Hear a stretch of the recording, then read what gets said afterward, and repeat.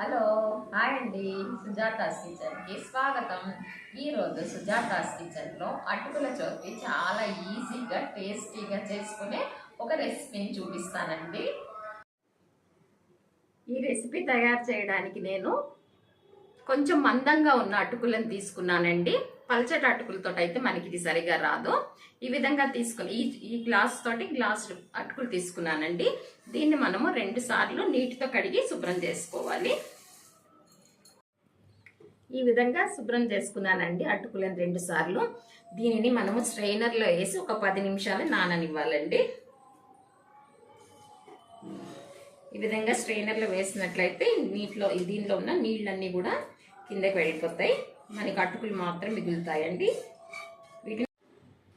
ఇప్పుడు అటుకులతోటి రెసిపీని తయారు చేయడానికి నేను ఒక బాండి పెట్టుకున్నానండి. స్టవ్ వెలిగిస్తున్నాను.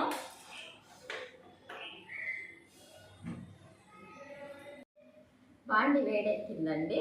దీనిలోనికి నేను 2 స్పూన్ల ఆయిల్ వేస్తున్నానండి.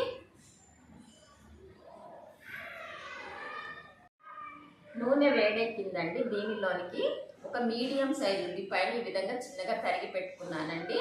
3 పచ్చిమిరపకాయలండి మధ్యకి చీల్చి ఈ విధంగా కోసి పెట్టుకున్నాను.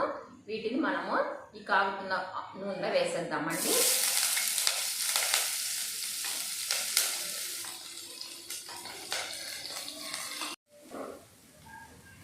ఈ ఉల్లిపాయలు మనం కొద్దిసేపు వేయిద్దామండి. ఉల్లిపాయలు ఈ విధంగా వేగిన తర్వాత దీనిలోనికి కొద్దిగా పసుపు వేయాలండి.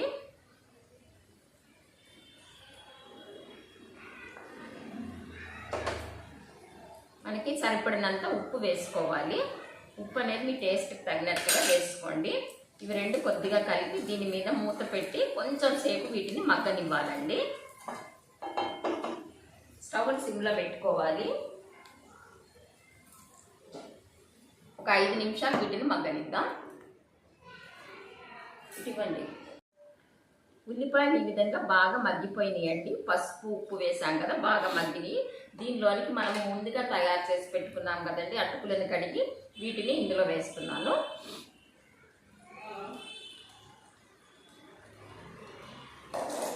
ఇప్పుడు దీనిలోనికి కొద్దిగా కరివేపాకు వేస్తున్నానండి.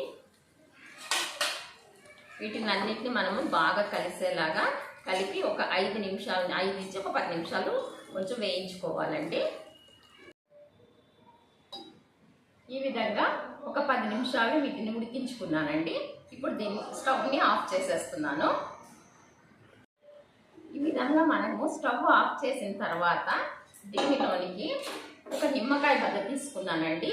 ఈ నిమ్మకాయ రసాన్ని మనం దీనిలోనికి పిండుకోవాలి.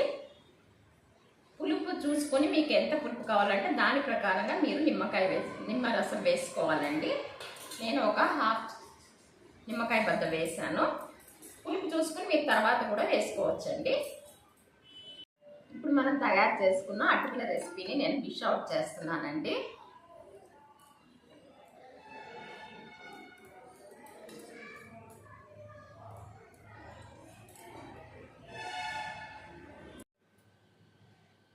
ఈ విధంగా కలర్ఫుల్గా ఎంతో టేస్టీగా అటుకుల ఉప్మా రెడీ అయిపోయిందండి. దీనిని మా పాప వాళ్ళ అత్తగారు చాలా బాగా చేస్తారు. నేను ఆవిడ దగ్గర నేర్చుకున్నానండి. మీరు కూడా తయారు చేయండి. ఇప్పటి వరకు నా ఛానల్ని సబ్స్క్రైబ్ చేసుకున్నట్లయితే ప్లీజ్ సబ్స్క్రైబ్ మై ఛానల్. నా ఛానల్ని లైక్ చేయండి. Thank you.